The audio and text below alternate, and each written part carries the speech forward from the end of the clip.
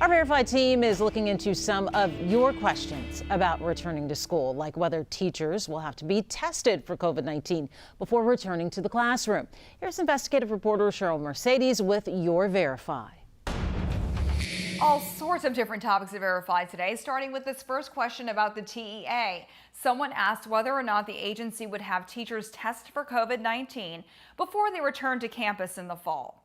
That is false. According to the TEA's public health planning guidance, teachers and staff will have to self-screen each day, but the TEA won't have them test for COVID-19.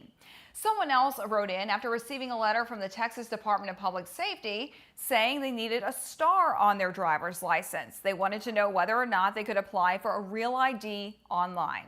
Well, that just depends. The Department of Public Safety says everyone should go online first and see whether or not they're eligible to do that. By the way, right now you don't have to worry about getting a real ID. The Department of Homeland Security has extended the enforcement deadline to October of 2021.